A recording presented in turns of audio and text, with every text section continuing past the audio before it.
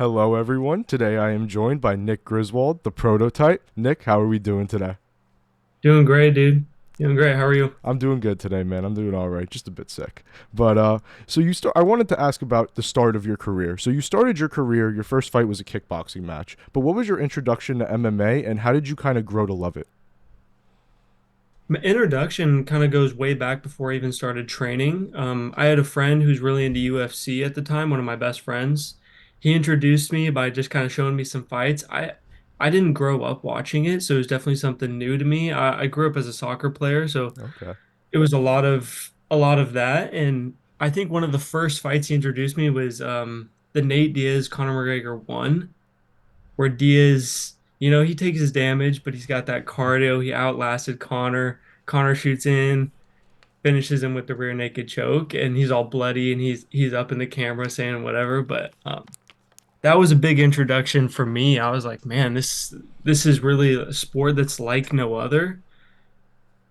Fast forward a couple more years, I have a cousin who's training jiu-jitsu, and he invited me to come hit some pads with him, and right away, as soon as I started hit pads with him, it was like things clicked. And I was like, man, I really want to go deep into this and really try my luck. And when I go into things, I go in kind of 100%. So that's kind of how I got that first start. So yeah.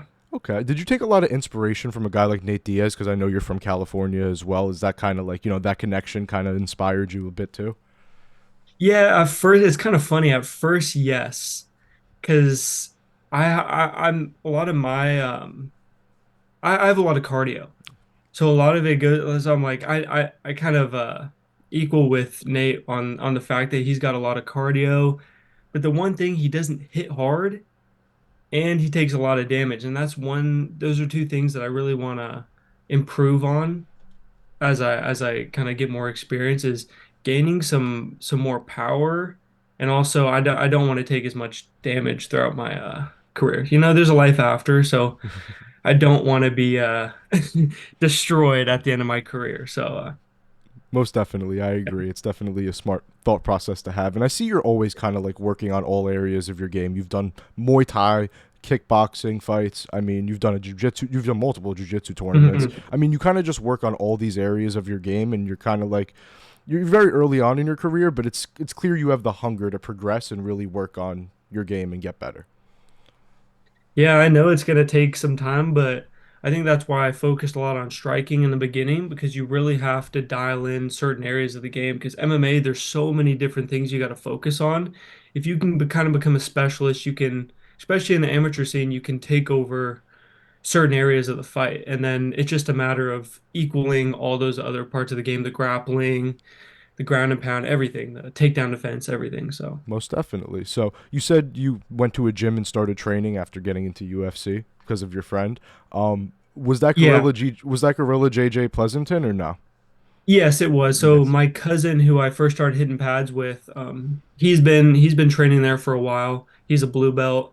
He brought me in kind of for the first time. He introduced me to Khai Wu, so he's really good friends with him. So he Okay. introduced me to him, which was like honestly a blessing because I started being able to train with Kai some privates, and he's a great striker, great martial artist. So it kind of happened perfectly how I got introduced to the right people. And Pleasanton's a great gym, we got a solid MMA squad there, good coaches, James Terry running the gym, veteran, so a lot of experience I can take from them. So before I get into your relationship with Kai Wu, I did want to talk about James Terry, Dave Camarillo, some of the guys that Mhm. have taught you to become a martial artist over there. What are the impacts you feel like those guys have had on your career? And just talk to me a little bit about your coaches. Um, I don't train as much with James Terry and Dave. I probably train a little bit more with Dave. Okay. They just have a different thought process. They have the old school. They're very hardworking. They're very driven, and I try to take as much information, whatever it may be. Like James Harry, the intense one, he's a workhorse. So I take a lot from that and being like, dude, you have to outwork everyone in the gym. You gotta try to be in all the classes. You gotta always be developing the game. And then Dave's just a great jiu-jitsu guy. Like I try to take as much information when I do get a chance to train with him. that yeah, two of those guys I definitely look up to 100%. Okay. So you kind of answered this a bit before, but how long have you known Kai? And just talk to me about, how that relationship with him has grown over time. So probably about 2 years now. I first got introduced through my cousin Anthony, and like right away, Kai kind of knew I was a little bit crazy because I started training in his garage. I showed up, I was shadowboxing. He actually had COVID that day back in like he had COVID, but I was there to train, so I didn't want to go home. I had traveled all the way out to Tracy from Concord, so I was like, no, we're gonna get training in. And then I think at first he was a little surprised and probably a little skeptical because a lot of guys are coming in wanting to train. They maybe not stick around too long, but I didn't want to say much. I'm just there I'm gonna show up every day, try to prove it, drive up to his house, train, and he's a great guy, great martial artist. He lets me stay over at his place, train, feeds me, he gives me all the information that he thinks I may need, the mistakes he's made, the mistakes people around him have made, and trying to I'm the prototype. He's trying to create, help me build up my career in a way. So I'm really thankful for that guy too. So Yeah, I mean, he seems like one of the best mentors you can have. I already know he's an amazing guy, and just I can only imagine how good of a coach and just person he is to be around consistently. It's mhm, definitely like an amazing what's the word I'm looking for? Inspiration, just like mhm. inspiration and just positive person to have in your life, really.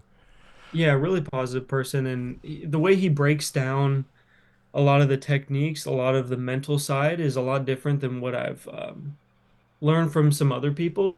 He's very intellectual. He dives in really deep, and a big part of it is he's trying to help me build business as well because it's like you're not going to be able to fight forever. So he's trying to teach me the ways social media, business, connections. So and he's been nice enough to introduce me to a couple guys, you included. So it's been awesome. Yeah, no, So, he is he's great at like marketing himself and knowing that mhm. like knowing how to make sure he's gonna have something outside of this career after he's done because like you said Yeah, it doesn't last forever. You guys can only fight until maybe 40ish. So unless you're Yoel yeah. Romero and you're just kind of the Cuban Missile Crisis and Get 45 years lucky to old still hitting. lucky to fight till 40, Yeah. It's 30, what, 35, you Mm-hmm. see all those guys start to fade, all those champions. Like it's sad to see. Like you see Volk last weekend. I know he's still probably got a little bit left in him, and you never know, he could win that belt back, but there is a certain age you can't deny. Tony Ferguson, Mm-hmm. all these guys are getting at that age. We're gonna start having that new generation come in. Yeah, So yeah, like you said, that 35-year age, especially for guys in lower weight classes, that 35-year age is mhm, like it's like a curse at this point. Like seriously, it's mhm. it's just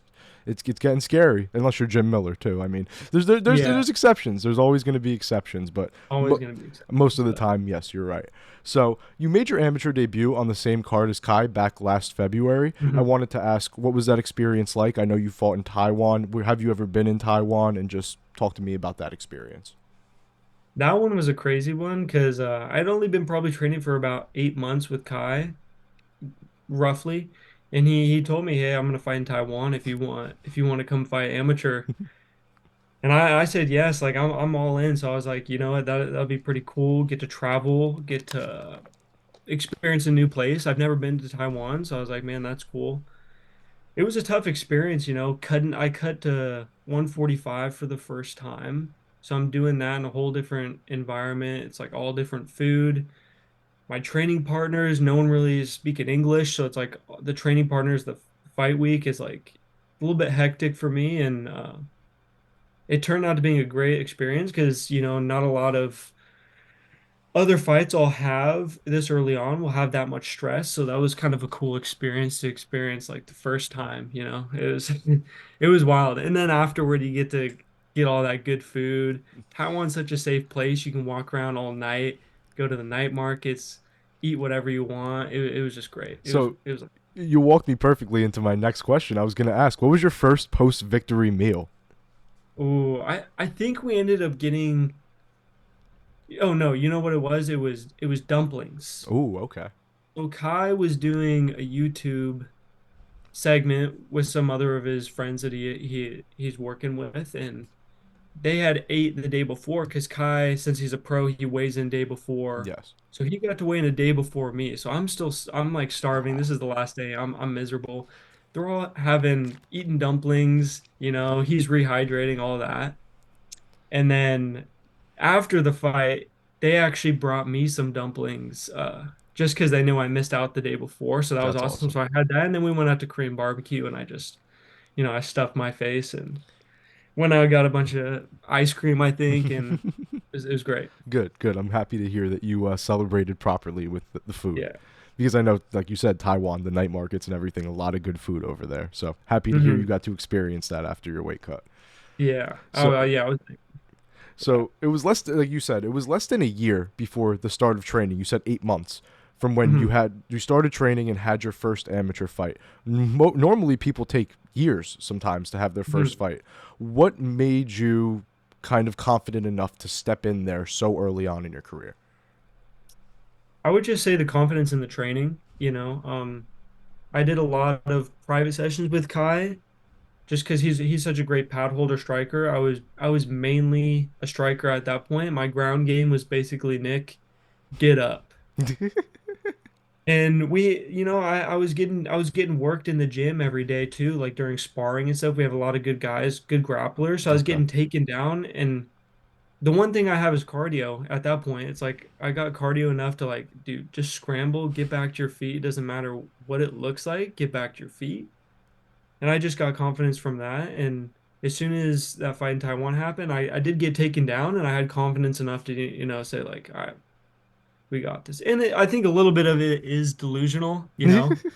I think I think maybe more people were a little more nervous than I thought Okay. for me, just because you never know what can happen in these MMA fights. Small gloves, you get clipped, you get hurt, whatever. But I think it turned out perfectly. So No, I think I would say so. So, so you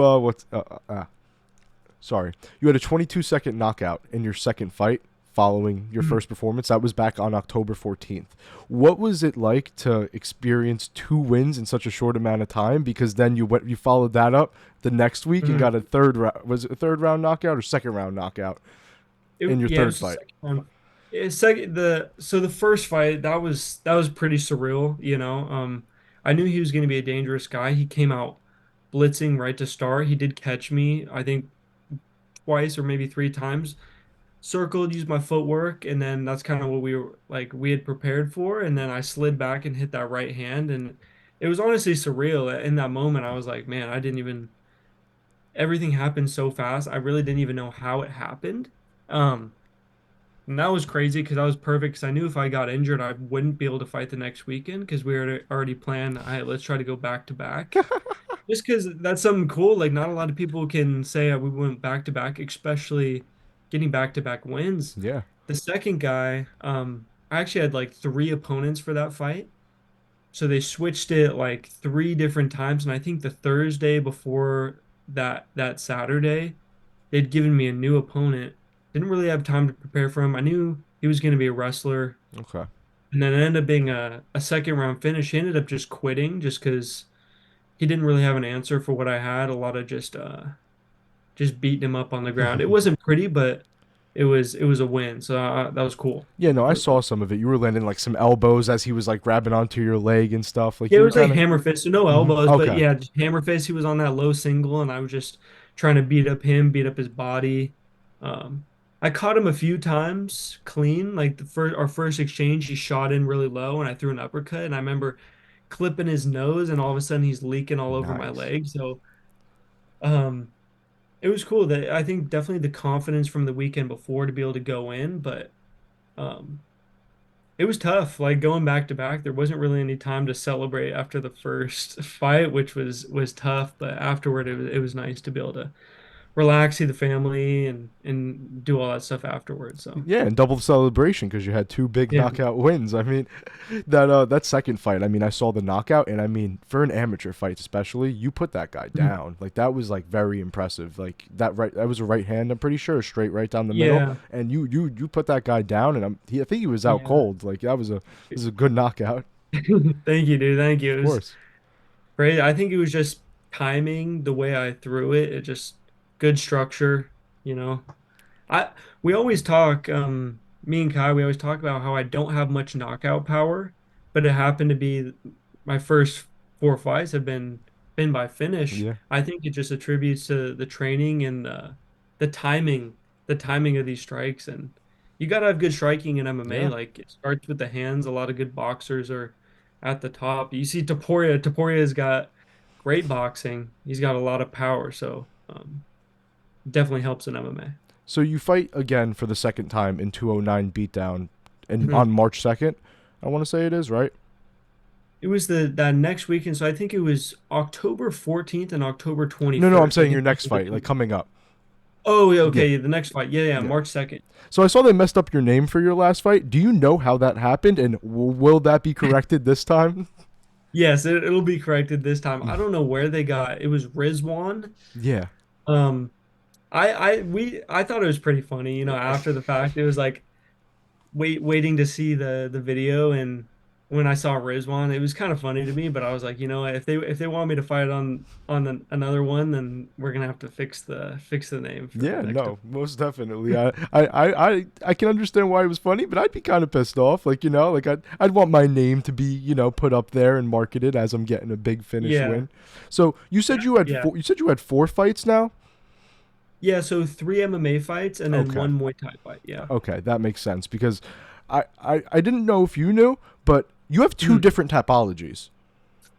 I actually saw that yesterday. We're Okay. gonna try to get that figured out. One of them, I'm like Taiwanese. Yes.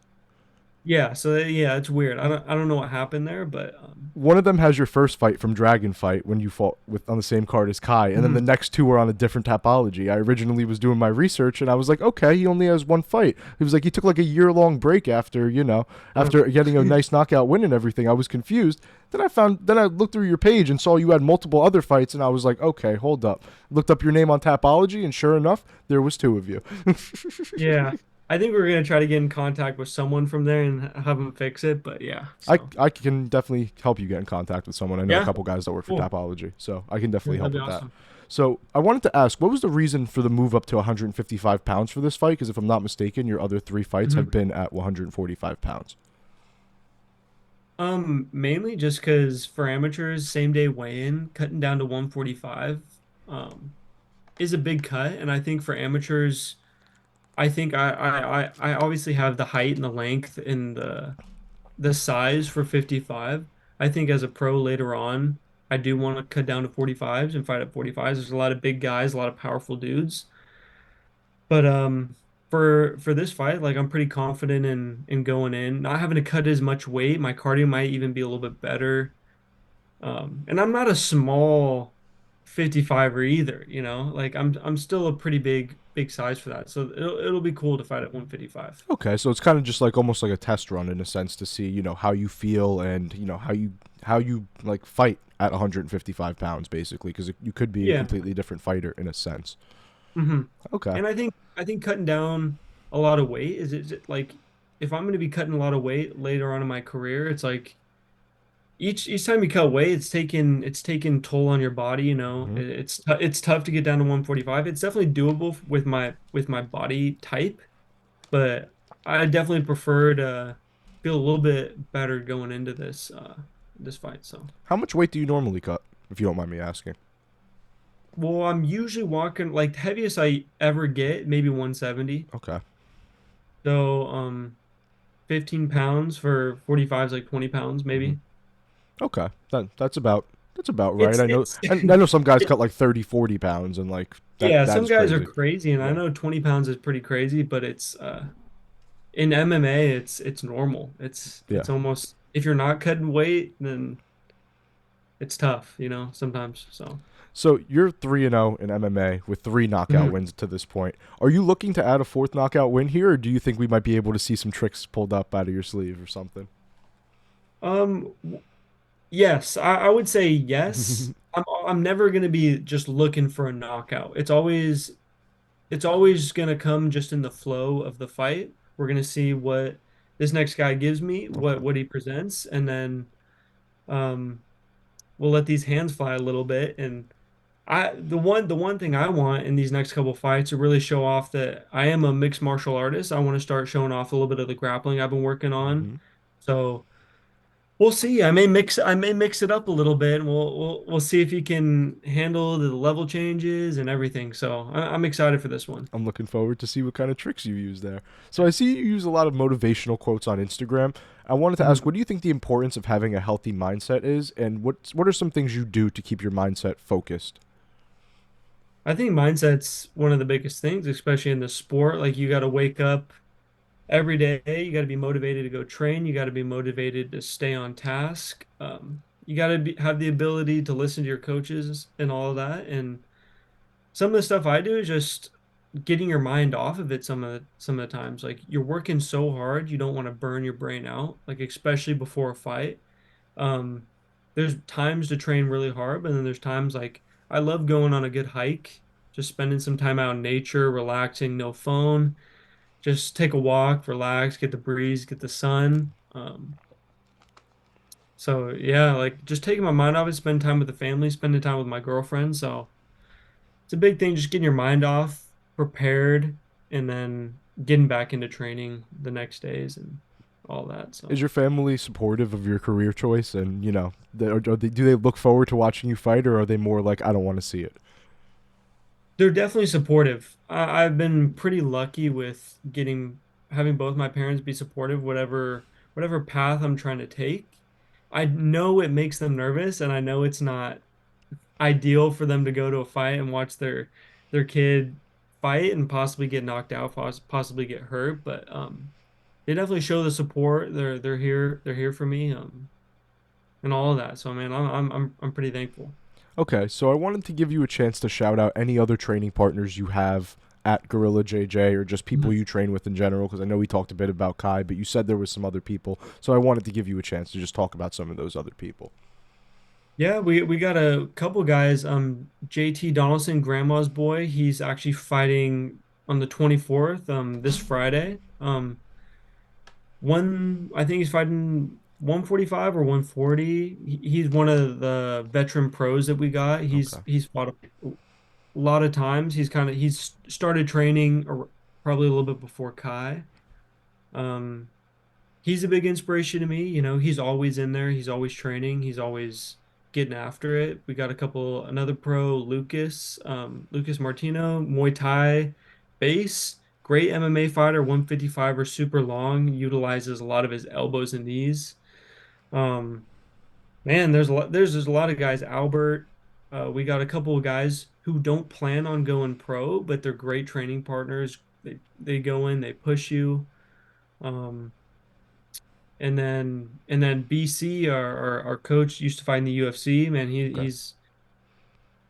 he's high level, and he shares a lot of those MMA little tricks with us. So yeah, yeah, Shout out to all those guys, man. yeah. So There's a lot. There's probably a few more, but it's harder shout out all of them. yeah, But everyone most at definitely. Gorilla, solid guys, great people too. Yeah, no, it seems like you guys have a really good environment there, really good, and just like Mhm. just a very like respectful training environment in a sense. I don't know Mhm. if that makes sense, but it just feels like, Yeah, like Dave is a sensei and everything, and it feels like there's a lot of respect instilled in everyone that's there. yeah. That's kind of their professionalism there. Gorilla's very professional. Um, they kind of stick to the book. They're very clean. Um, no drama at the gym. That's a big thing. There's no That's drama. nice. So everyone works together. Everyone's there for other guys when they need a fight. So it's good to bounce that energy off each other. So as we talked about, you've kind of done, basically almost every martial art there is at this point. Are you Hmm. 100% dedicated to an MMA career, or could you see yourself moving to kickboxing, Muay Thai, or something of that nature? I think MMA is the path. For a pro career, yes, MMA is my path. Hmm. As an amateur, I'll probably take some more Muay Thai fights, maybe some kickboxing, maybe even boxing. I'd like to experience all of that before really getting to the MMA pro career to where you start taking a little bit more damage, the body starts catching up with you and all of that. But MMA. I think it really shows because you don't have to be the best at anything. If you can put things together and if you can be a true martial artist, you can really dominate.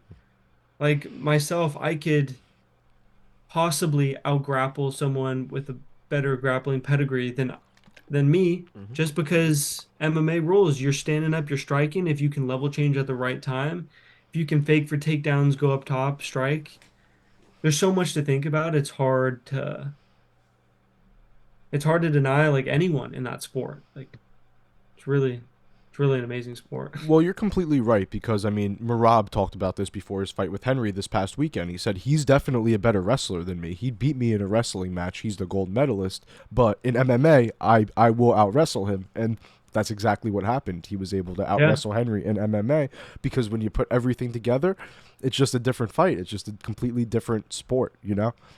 100%. And I think one of the first guys did that GSP. GSP was Mm-hmm. great at utilizing certain things, having a great game plan, working his jab, level changes, and it's like he's taking down guys who've been wrestling their whole lives, and you can beat these guys with good game plan, the right training.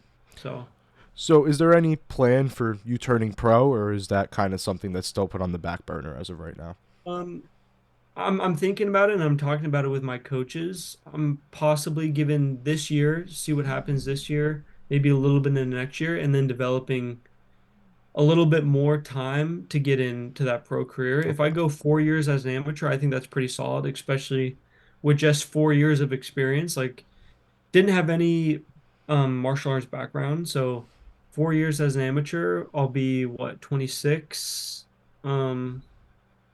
and then going into a pro career, have some solid years as a pro. Uh, yeah, I just want to make sure I'm prepared. You Yeah. know, pro MMA is no joke. No. Things can go away real fast. So making sure I'm doing it the right way, taking the right fights, doing the right things for my body, doing the right things for business, all of that. So Okay. Okay. So, last question for me. I just wanted to ask, what are some of your goals long term in the sport, and what do you hope to do, and where do you hope to see yourself in 5, 10 years? well, obviously the easy answer would be like I would like to see some belts in the future, pro belts, whether it may be in the UFC, out of the UFC, belts, but then obviously making it to the UFC, you want to make it to the pinnacle of what the sport is right now. You do have other organizations like PFL who are catching up. They're having some really good fights coming up, and the whole thing with Bellator coming together, that's pretty sick. And I Yeah. think they're on the rise to start catching up to the UFC. Um, Ever since I was a kid, I wanted to be a pro athlete. So that's one of the biggest things for me, becoming that pro athlete and also being one of the best I can be. Like really pushing the limits and seeing how good I can get. Like you don't want to just be average. You want to beat some of these tough guys. You want to make a name for yourself. You want people to remember you a little bit. So that's my goal. Yeah, just to kind of, make your mark in the sport and be remembered by the people that care about the sport, basically, and the ones around you. I completely Mhm. understand. All right, Nick, that's it for me. Nick Griswold fights March 2nd, 209 beatdown. I don't know your opponent yet, do you? Yeah, Khalid Ghani, he wrestler, heavy striker, so he's a dangerous guy. I'm excited for this matchup. All right, March 2nd against Khalid Ghani, 209 beatdown. Everyone go check out Nick Griswold's fight.